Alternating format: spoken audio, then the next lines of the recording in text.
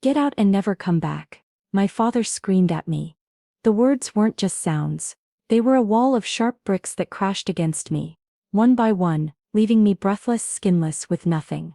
I remember the bitter taste of saliva in my mouth, the uncontrollable trembling of my hands, the way the dining room light, that horrible crystal lamp my mother loved so much, refracted in my tears, turning the world into a kaleidoscope of pain.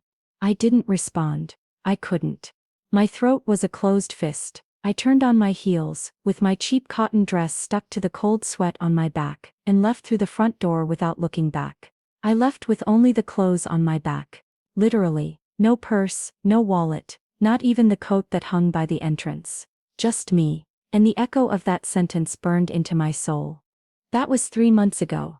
92 days that have felt longer than my previous 26 years. Now sitting in the cold leather chair of my new and anonymous office, I watch the phone vibrating on the polished oak desk. The screen illuminates the darkness with a name I never expected to see again. Home. The vibration is insistent, like the flutter of a trapped bird. A muffled buzz that seems to resonate in the hollow of my stomach. I contemplate the device for 3 complete vibrations. My thumbs suspended in the air, trembling. Each buzz is a lash that takes me back to the threshold of that house, to the smell of cleanliness and resentment that always floated in the air. Finally, with a deep breath that catches in my throat, I slide my finger across the screen. Yes, I say, and my voice surprises me with its coldness. It's flat, metallic, as if it came from a machine. On the other side, there's no scream. There's a sob, a torn and wet gasp that I recognize instantly. It's my mother. Mariela. She manages to articulate between hiccups. Her voice is a broken thread, loaded with a desperation that makes my skin crawl. Mariela, daughter, please. I close my eyes. I don't want to feel compassion. I've spent 92 days building a wall around myself, brick by brick, with the cement of rage and wounded pride. I don't want it to crack now. What's wrong, Mom? I ask, maintaining a distant tone. It's your father. It's the house. The apartment owner is evicting us. The words come out in stumbles. She says we haven't paid rent in 3 months, that we have until tomorrow to leave. Tomorrow, Mariela. Where are we going to go? Your father isn't well. Since you left, he's worse. He doesn't eat, doesn't speak. And now this, they're throwing us out on the street. I listen to the panic in her voice, the background sound of the television, always on in that living room, and the slight tinkling of the porcelain cups she loves so much. I visualize it all with painful clarity. The sofa with faded flowers, my graduation photo on the shelf, slightly crooked, the crocheted curtain she made herself that always lets a thin thread of golden dust through in the afternoons. That house, which was my cage, was also my home. And now they're being evicted. There's silence. She waits. She waits for the daughter who left to react. She waits for rescue. She waits perhaps for forgiveness I haven't granted. Mariela, are you there? Her voice is a trembling whisper. Yes, I'm here. I respond. I open my eyes and look out the window of my office. The city stretches below, a tapestry of cold and distant lights. My world now is concrete and glass, not walls with humidity and bitter memories. I built this from scratch, with my nails sleeping in train stations and eating stale bread the first days. Nobody helped me. Nobody. What are we going to do? My mother insists. Anger, an old companion, starts to bubble inside me. It's not my father's explosive anger. It's a silent, glacial anger. Now they call me. Now when the ship is sinking. After he spat his order at me, and she sat on the sofa, looking at her hands, without saying a word in my defense. After 3 months of absolute silence. Mom, I say, and my voice is no longer cold. It's cutting like an ice blade. Do you remember the last thing Dad said to me? Absolute silence falls on the other side of the line. Only her labored breathing can be heard. Mariela, please, don't. Get out and never come back. I reproduce the words with a calm that terrifies me. He was quite clear, don't you think? He said that in a moment of rage. He didn't mean it. He's your father. I took it literally. I respond. And I've kept my part. I got out, and I haven't come back. But this is different. It's the house. We have no one else. That's not my problem. The phrase leaves my mouth and I feel a chill. It sounds cruel, I know. It sounds inhuman, but it's the armor that keeps me standing. He threw me out, he banished me, he disowned me. The consequences of his actions belong to him and to you too, Mom, for allowing it. I couldn't do anything, she moans and her voice breaks in inconsolable tears. You know how he is. Yes, I know how he is. I cut sharply. That's why I left, and that's why I'm not coming back. There's a sound of struggle, my mother's voice moving away from the phone, a hoarse murmur, and then, another voice. A voice I haven't heard in 92 days, but that inhabits each of my nightmares. It's weaker, hoarser, loaded with a fatigue I don't remember. But it's his, my father's. Mariella. My name on his lips isn't a plea. It's an accusation, a claim. I freeze. The fist in my throat reappears, squeezing tightly. My whole body tenses. What do you want? I manage to say with a noticeably weaker voice. Is this how it is? He spat. You leave us on the street, your mother. The hypocrisy of the question gives me strength. Anger strengthens me. You threw me out on the street. I remind him, each word loaded with poison I've distilled for months. With just the clothes on my back. Remember? You didn't ask where I was going to go. You didn't care if I had a place to sleep or food to eat. You just wanted me gone, and I left. That was different, he growls, but his tone has lost its former strength. He sounds like a defeated man. No, it wasn't, I reply firmly. You drew a line, I simply stayed on the side you chose for me, the outside. A dry sound is heard, as if he had brought his hand to his mouth to cough. Then a deep sigh, full of a weight I can almost feel through the phone. Mariella, he says, and for the first time in my life, I think I hear something that isn't anger or disdain in his voice. It's something like resignation, regret. Your mother doesn't deserve this. And I say, and my voice trembles now, betraying me. Did I deserve what you did to me? The silence that follows is thick, heavy. I can hear both their labored breathing on the other side. My mother sobs in the background. My father is silent.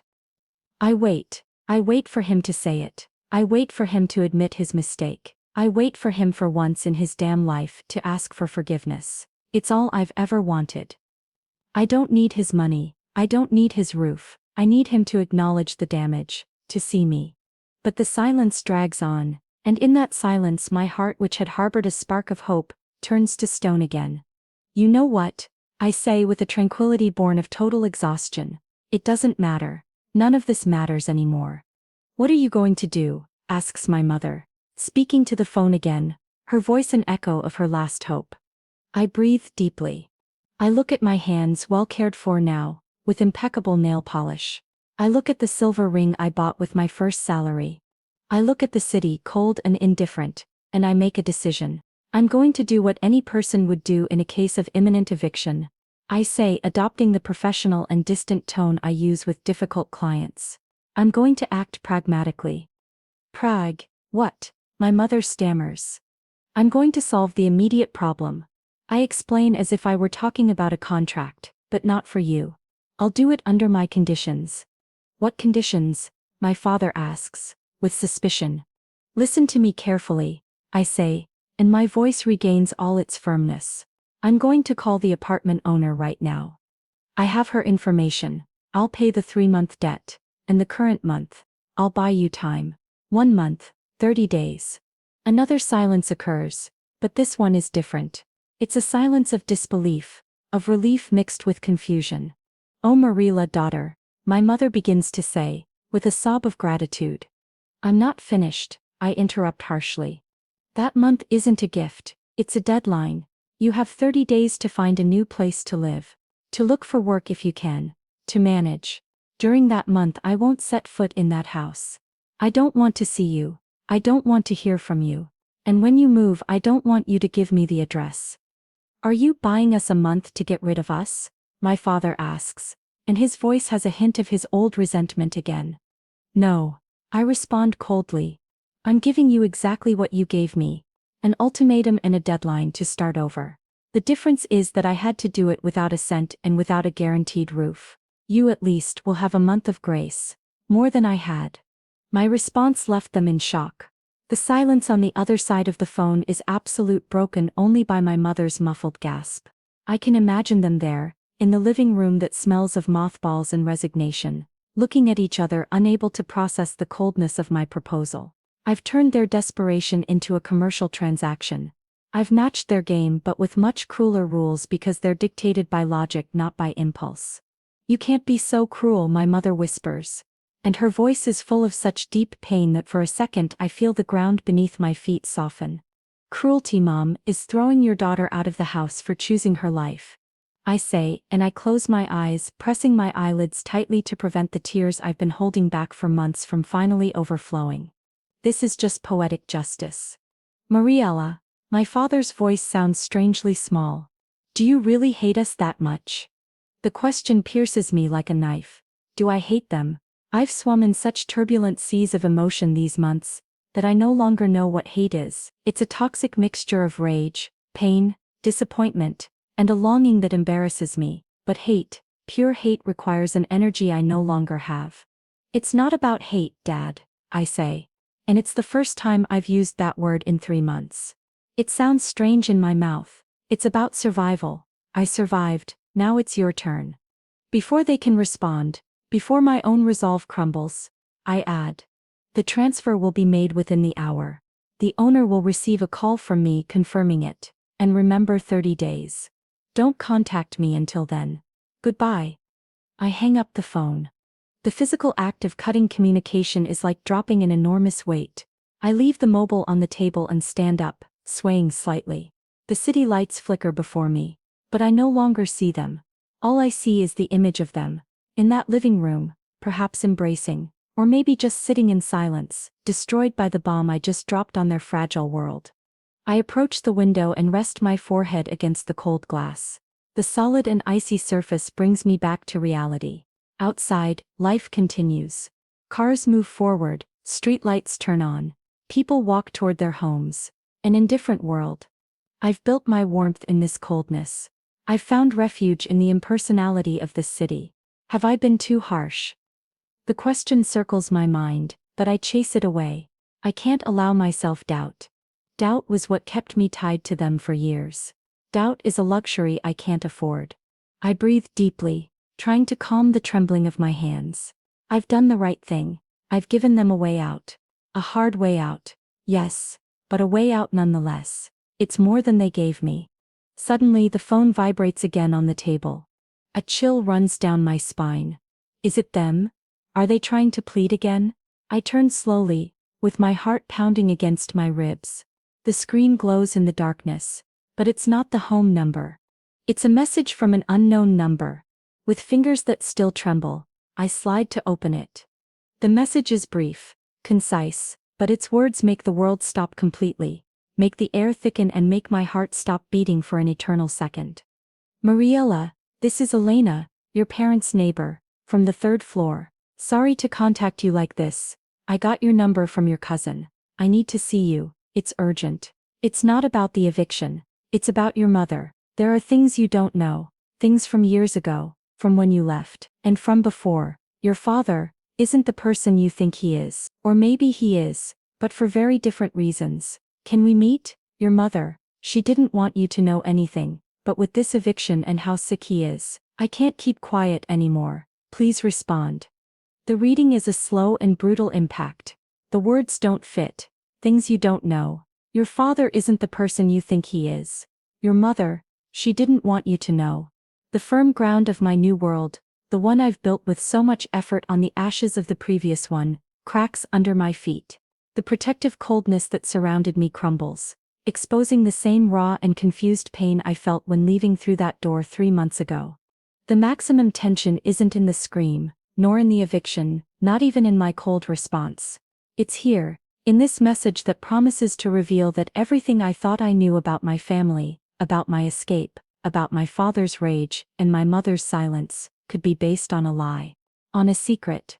And suddenly the decision I just made, the one I thought was so firm and definitive, wavers. Because if there's a secret, Then maybe nothing was what it seemed to be. Neither his anger, nor my pain, nor this distance I've dug between us. I look at the phone, then the city, and for the first time in 92 days I don't know what to do. The chapter of my escape, which I thought was closed with a slam, has just been forced open again. And this time I don't know if I can or want to keep the door closed. Elena's message, the neighbors, was burned into my retina, as if it had been etched with acid on the screen. Things you don't know. Your father isn't the person you think he is. The words spun in my head, a whirlwind of terrifying possibilities that turned my cold certainty into a field of ruins. Sick. What did she mean by how sick he is? My father had always been an oak, rough and grumpy, but physically strong. His anger was his vital energy. The idea that he was sick, weak was so alien I could barely process it.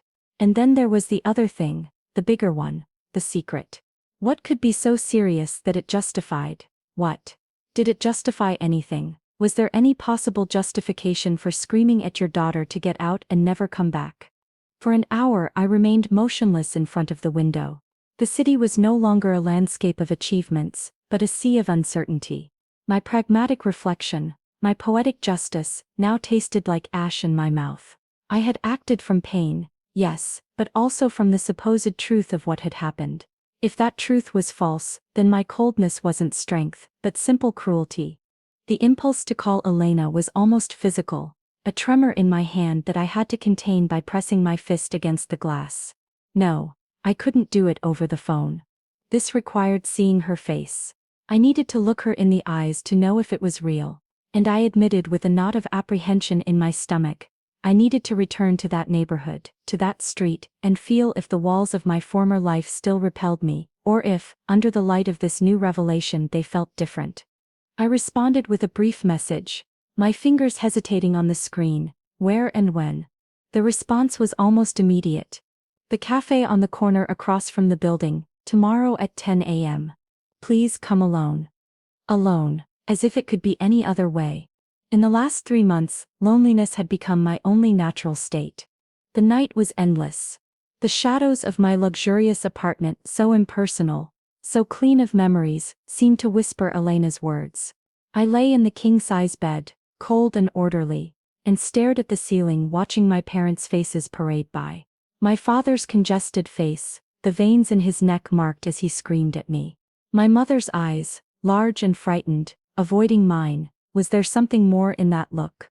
Something more than fear, something that resembled guilt. At 9:30 the next morning, I was already parking my car, a gray compact that smelled new, 2 blocks away. I didn't want to get closer. Every step I took on the familiar sidewalk, with its broken tiles and tree roots lifting the cement, was a battle against my instincts. I wanted to turn around and run. I wanted to speed up and get there at once. The air smelled the same, fresh bread from the corner bakery and distant smoke from exhaust pipes. It was the smell of my childhood, my adolescence, my prison. I stopped in front of the coffee shop. It was the same as always, with its worn formica tables and aluminum chairs. Through the finger-stained glass, I saw her.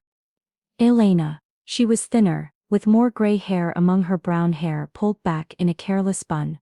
She wore a beige sweater too big for her, and held a coffee cup between her hands, staring fixedly at its contents as if looking for answers in the milk stain. When I entered, the tinkling of the door's bell made her look up. Her eyes, a faded hazel color, found mine instantly. She didn't smile. She just nodded slightly, with a deep sadness in her gaze that froze my blood. I sat across from her. The table was small, and our knees almost touched. "Mariela," she said, and her voice was a hoarse whisper, loaded with an emotion I couldn't define. "Thank you for coming." "You said it was urgent," I responded, without preamble. I couldn't allow myself courtesy. The wall I had built was cracked, and I needed to know what was on the other side before it completely collapsed. Elena nodded, looking toward the street, toward the facade of my old building. "Yes, very urgent. Yesterday's thing, the eviction, was the straw that broke the camel's back. I can't keep quiet anymore. Your mother, poor thing, she thinks it's for your own good, that carrying this alone is an act of love." She paused and looked at me fixedly. "But it's a mistake, a terrible mistake." "What are you talking about, Elena?" I asked, And I noticed how my voice lost its artificial coldness, becoming vulnerable, almost childish. In this cafe facing this woman who watched me grow up, I was again the confused child. Elena breathed deeply, as if she were gathering courage. Your father, Marilla, didn't scream at you that night just because of the argument you had.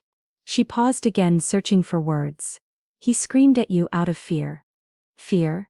I repeated, unable to associate that word with my father's image. Fear of what? Of you finding out, she whispered, leaning over the table. Her smell of lavender soap and old coffee reached me fully. Of you finding out that he's sick. Very sick. The world reduced to her voice, to the grain of the formica under my fingers. Sick? With what? His heart, she said, and the words fell like slabs. They diagnosed him more than a year ago.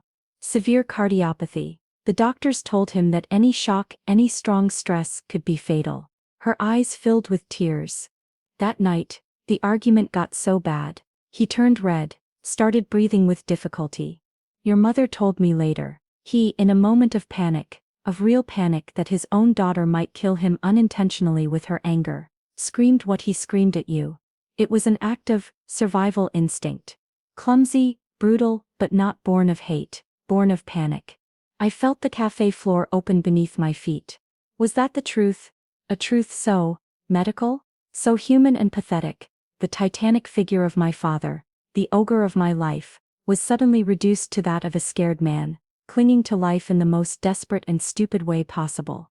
And why? I swallowed saliva, trying to order my thoughts. Why didn't they tell me? God, Elena, if they had told me. That was the problem. She exclaimed, squeezing her cup. Your father refused outright. His pride, Marilla. You know it. He didn't want your pity. He didn't want you to stay out of obligation, out of pity. He, in his twisted mind, preferred your hate to your compassion. And your mother accepted it. She always has accepted everything. She thought it was best to protect you from the anguish of seeing him decline, and to protect him from humiliation. The pain I felt then was different. It wasn't the sharp pain of rejection, but the dull and deep pain of stupidity, of the terrible monumental stupidity of pride. All my rage, my painful reconstruction, was based on a lie by omission.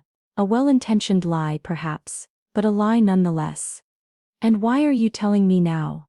I asked, and my voice sounded broken. Because I can't take it anymore. Elena confessed, wiping away a tear with the back of her hand. Because I see them sinking. Your father is getting worse. The tension of these months, your absence, it's killing him. Literally, and your mother is a ghost. And yesterday with your call, she shook her head. It was too much. You gave them a month, but that month, with him like this, isn't a gift, Marilla. It's a sentence. They don't have the strength to look for anything. They're going to stay there waiting for the 31st to arrive, I don't know, to die, I suppose. Her words hit me with the force of a hammer. I, with my cold pragmatism, had delivered a death sentence. I had completed the circle my father started with his scream. You have to go up, Marilla, Elena pleaded, putting her wrinkled and cold hand over mine. You have to see him. You have to talk to your mother. You have to understand, and forgive. Not for them, for you, because if you don't, this will eat you from inside for the rest of your life. I looked toward the building. The entrance door looked like the mouth of a cave. For 3 months I had sworn never to cross it again. But now the geography of my world had changed. Truth had altered the terrain. I don't know if I can, I murmured, and it was the most honest confession I had made in years. You have to try, she insisted. I'll be there, I'll go up with you if you want. I shook my head. No. This was something I had to do alone. Completely alone. I paid for the coffees with a trembling hand, not letting Elena contribute. We went out to the street. The sunlight seemed too bright, too cruel for the darkness that had just invaded me. I'm going up, I said, and my voice came out firmer than I expected. Elena nodded, with a mixture of relief and concern. Good luck, daughter. She gave me a quick squeeze on the arm and walked away, disappearing around the corner. I stood planted on the sidewalk, looking at the building's door. I breathed deeply, filling my lungs with the familiar and polluted air. Each beat of my heart was a drum marking the path toward a confrontation that was no longer with the ogre, but with the ghost of a sick man and with the woman who had allowed it all. I walked to the entrance. The lock was the same. I entered the code, a number my finger remembered on its own. The click of opening sounded like a gunshot. The lobby was the same. It smelled of bleach and cat food. I started climbing the stairs.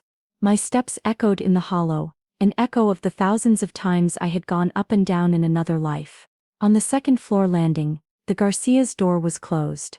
I could hear the television from inside. I reached the third floor. My door. Ours. The door's wood, a dark brown color, had a scratch at the bottom that I had made as a child with my bike. I looked at it. It was real. Everything was frighteningly real. Before I could regret it, before panic made me turn and flee, I raised my hand and rang the bell. The sound, a strident and ancient ringing, cut through the landing's silence like a knife. The seconds that passed were eternal. I heard shuffling steps inside, slow, heavy. They weren't my father's energetic steps, they were my mother's. The peephole darkened for a moment. I know she was looking at me. I held my breath. Then the sound of the bolts. 1, 2, 3. They always put on 3 bolts. The door opened slowly, with a creak I knew too well. And there she was, my mother. But it wasn't my mother, it was a caricature of her. She had lost weight and her clothes, a flowered dress that was too big for her, hung from her shoulders like from a coat hanger. Her face was pale, furrowed with wrinkles. I didn't remember, and her eyes, those eyes that always avoided conflict, were swollen and red, with deep purple circles under them. She looked at me, and in her expression there was no surprise, only a pain so immense, so exhausted, that it seemed to absorb all the light from the landing. "Mariela," she whispered. It wasn't a greeting, it was recognition, a surrender. "Mom," I managed to say.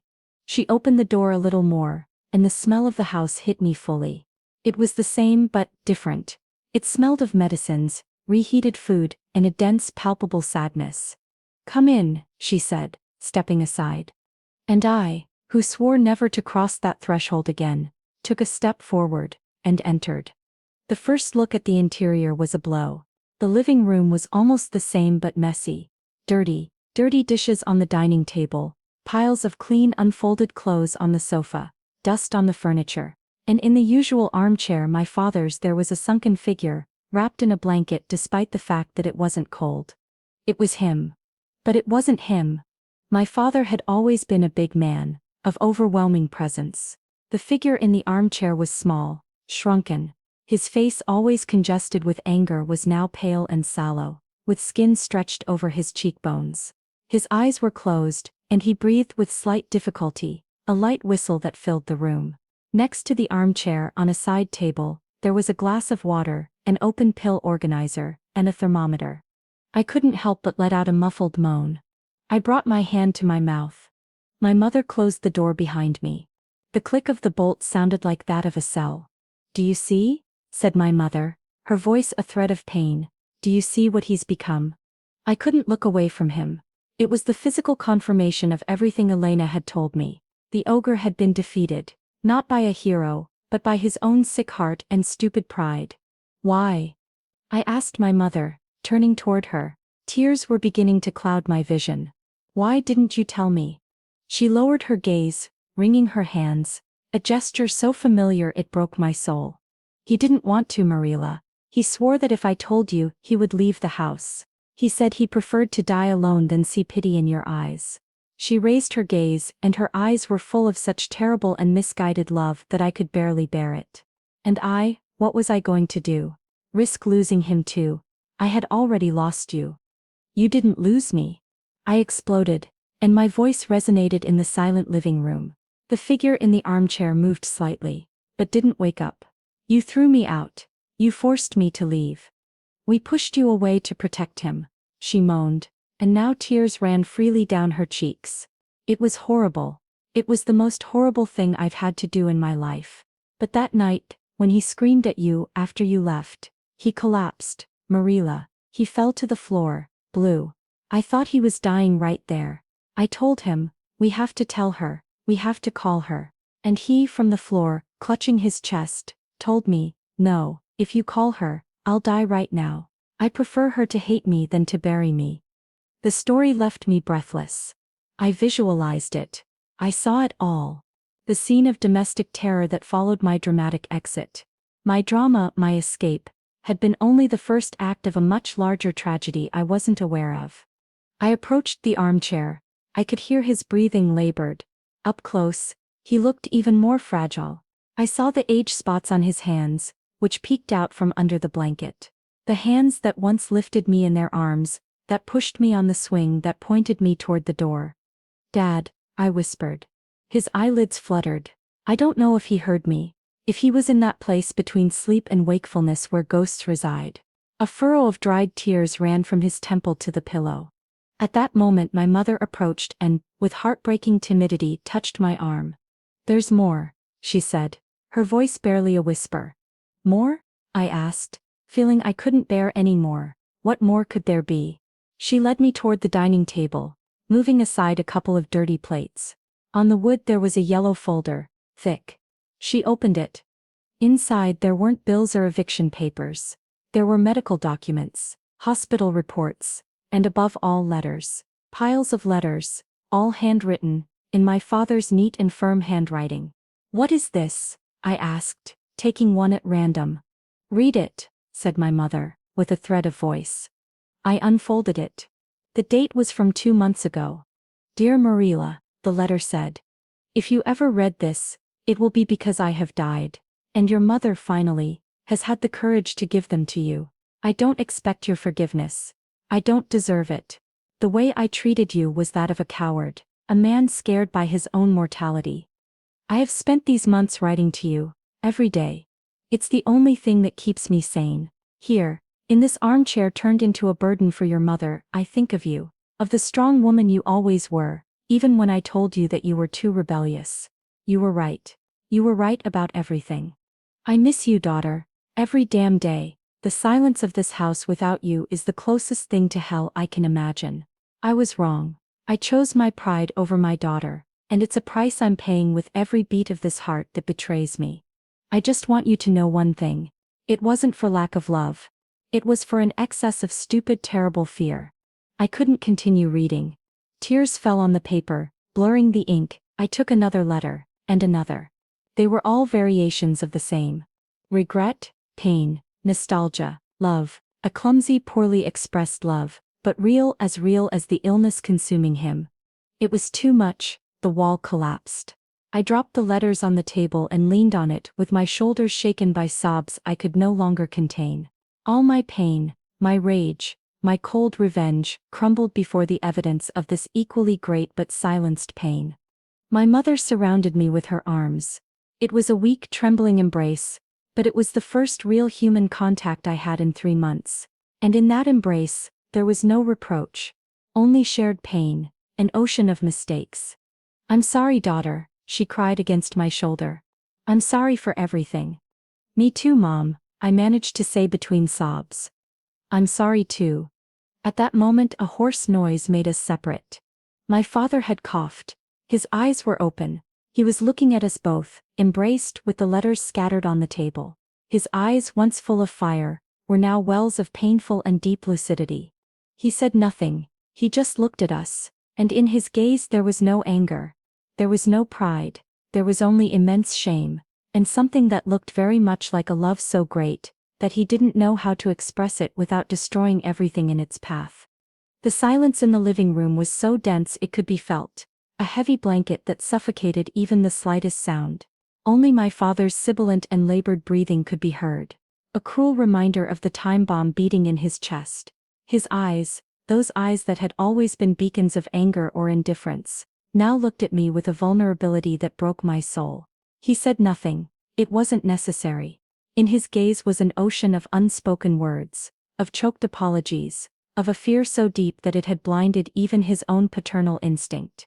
My mother separated from me, wiping away tears with the back of her hand, with a gesture so everyday and yet so loaded with exhaustion that it squeezed my heart.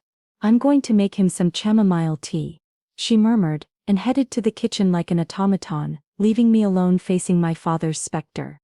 I took a step toward the armchair. The parquet floor creaked under my feet. a familiar sound that transported me to 1,000 memories, most of them tinged with the tension that now, finally I understood. I knelt beside him, ignoring the dust on the rug. Up close, his pallor was even more shocking. The wrinkles around his eyes seemed deeper, furrows carved by pain and illness. "Dad," I whispered, and my voice sounded strange, as if it wasn't mine. As if the child within me had regained for an instant the courage to speak to him. He closed his eyes tightly, as if the word hurt him. A tear escaped from the corner, and was lost at his temple. He raised a trembling hand, a hand that once gripped hammers firmly and now could barely hold itself in the air. I took it between mine. It was cold, skin-thin as tissue paper over fragile bones. "You don't need to speak," I said, gently squeezing his fingers. "I've already read it. I've read it all." A convulsion ran through him, a dry and painful sob that seemed to shake his entire body. He lowered his head, and for a moment I feared he would collapse right there. "I'm sorry," he managed to articulate, with a hoarse, torn voice that was no more than an echo of the one that screamed at me to get out. "Mariella, I'm sorry." They were the only words I needed to hear. The ones I had longed for during 3 endless months. But now, in this context of decay and desperation, they didn't bring the peace I expected. They brought immense sadness, a bittersweet pain for all the lost time, for the unnecessary suffering.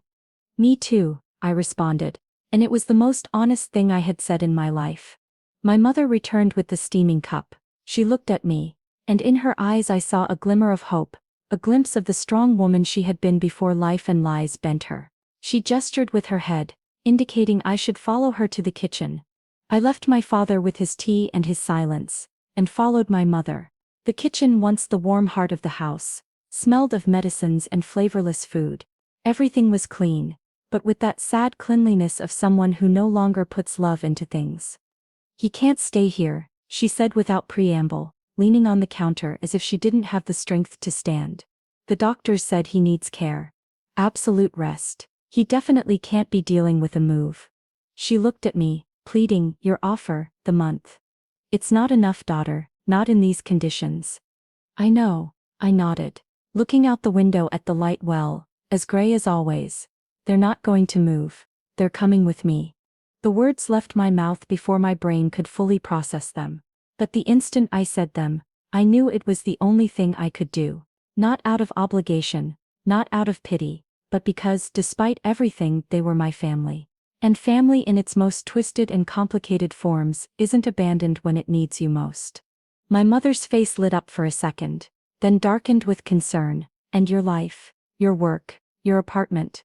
"My apartment has 2 bedrooms," I said with a determination born from the ashes of my former life. "And my work, I can work remotely, I'll arrange it." "He won't want to," she whispered, looking toward the living room. His pride is over, Mom," I said firmly, but without harshness. "Either he lets me help you, or he dies here alone. That's the choice, and you're going to help me convince him." That afternoon was a whirlwind of phone calls and practical decisions. I called the landlady and paid the outstanding rent, buying not 1 month but the peace of mind of knowing they wouldn't be evicted immediately. I called my work and explained as vaguely as possible, a family emergency. Then I called a private ambulance to transport my father. I couldn't risk the trip in a normal car being too stressful. While I organized the outside world, my mother packed. I watched her fold my father's few belongings with infinite tenderness, how she hid his medicines in a thermal bag. It was the beginning of a move, not just of place, but of reality. The arrival of the ambulance was a moment of maximum tension. 2 paramedics entered the living room with a stretcher. My father stiffened, his eyes filled with panic. "No," he growled, gripping the armchair arms with his weak hands. "You won't take me, Dad. It's to take you to my house," I said, approaching, "where I can take better care of you." "I'm not an invalid," he protested, but his voice lacked strength. It was the last death rattle of his pride, a wounded animal refusing to die. It was my mother who calmed him. She approached, took his face in her hands and spoke to him with a softness I hadn't heard from her in years. "Joaquin, please. For me, for our daughter, let yourself be helped. We've done enough damage already." Hearing his name on her lips, that way something broke inside him. The fire of resistance went out in his eyes, replaced by absolute resignation. He nodded once, and closed his eyes, allowing the paramedics to transfer him with professional care to the stretcher. Seeing him leave the house on that stretcher, wrapped in blankets, was one of the most heartbreaking images of my life. It was the end of an era, the end of his reign in this small apartment that had been his fortress and his prison. The trip to my apartment was silent. My mother sat beside me in the car, watching the city pass by the window with strange eyes. My father went in the ambulance ahead of us. It was a funeral caravan, but instead of taking a body to bury, we were taking a family to resurrect. Arriving at my modern building, with its marble reception and silent elevators, was a shock for them. We went up to my floor. When I opened the door, the difference was abysmal. Air conditioning, neutral light, minimalist design furniture. A world of glass and steel that had nothing to do with the warm and worn world we had just left. I installed my father in the guest room. With the paramedics' help, they put him to bed, and he looked around with an expression of total bewilderment. He was a fish out of water, a dethroned king in luxurious but cold exile. My mother toured the apartment with cautious steps, touching the furniture, looking at the city views. She looked small and lost amid so much impersonality. "It's very beautiful, daughter," she said, with a voice that betrayed she didn't quite know what else to say. "It will be your home for as long as necessary," I said, trying to infuse warmth into a space that suddenly seemed sterile to me. The first weeks were an exercise in delicate balance. My father floated between apathy and bursts of frustration at his weakness. Sometimes he looked at me when I came in with his food or medicines, and in his eyes I could see the internal battle between gratitude and humiliation. I learned to read his silence, to understand the meaning of a grunt, of a sigh. My mother, on the other hand, began to flourish slowly. Without the constant pressure of his illness and economic anxiety, she began to cook again, to hum old songs while cleaning. My apartment, little by little, began to smell of homemade food and feel the warmth of her presence. She was the bridge between my father and me, translating his grunts, calming his fears. One night, after making sure my father was sleeping, I found my mother in the living room, looking at the city lights. She was wearing one of my robes, and seemed calmer than I had seen her in years. "Do you think he'll ever be able to forgive himself?" she asked me, without turning around. "It's not about forgiveness, Mom," I replied, approaching. "It's about acceptance, accepting what happened, accepting what we are now." "You're right," she sighed. "He was always so strong. Seeing him like this is what hurts him most." "True strength," I said, putting a hand on her shoulder, "isn't in denying weakness but in accepting help when it's needed." She smiled at me, a sad but genuine smile. "You've grown so much, Marilla. And we stayed stuck in fear." "Not anymore," I whispered. "Not anymore." The turning point came a month later. One afternoon, I entered my father's room to bring him dinner. He was sitting in an armchair by the window, something he rarely did. The city stretched before him, a tapestry of twinkling lights. "Sit down," he said, with a voice that was a little stronger than usual. His tone wasn't an order. It was an invitation. I sat on the edge of the bed facing him. We remained silent for a while, looking at the night.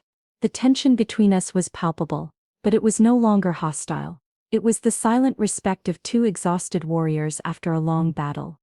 "This view," he said finally, without taking his eyes from the glass.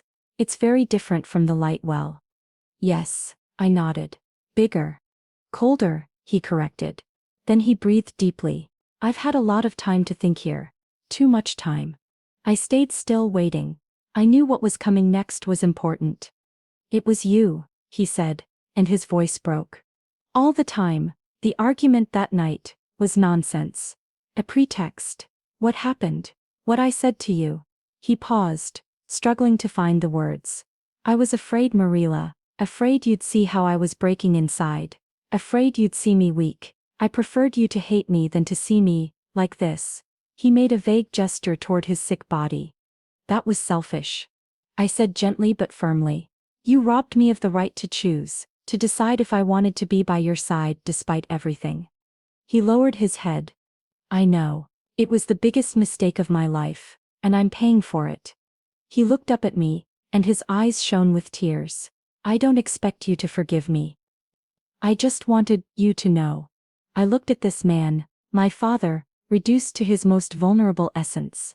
He was no longer the ogre of my childhood. He was just an old and scared man who had made a terrible mistake. And in that moment, the last vestige of my anger vanished. It wasn't an explosive or dramatic forgiveness. It was a quiet acceptance, a letting go of the weight I had carried for so long. Forgiveness isn't for you, Dad, I said, standing up and approaching him. It's for me. So I can live in peace. I put my hand on his, which rested on the armchair's arm. He turned his palm and held mine with a weak but meaningful pressure. It was the first affectionate contact we'd had since I was a small child. We said nothing more. It wasn't necessary. The silence that surrounded us was no longer uncomfortable. It was a silence of peace, of truce, of a new beginning, fragile and uncertain, but real. The next morning my mother found us both in the living room. I was working on my laptop and my father for the first time was sitting on the sofa, reading the newspaper I had bought. We weren't talking, but the atmosphere was different. Lighter. She stood in the doorway watching us. And then she smiled, a wide, real smile that reached her eyes. A smile I hadn't seen for too long. Life wasn't perfect. My father wouldn't miraculously heal. The scars of the last months, of the last years would always be there. But something had changed. We had gone from the scream that echoed at the threshold to the weight of shared silence. And in that silence we had found, not the happily ever after of fairy tales, but something more valuable and real. The possibility of rebuilding from the ruins, something that with care and time could once again resemble love.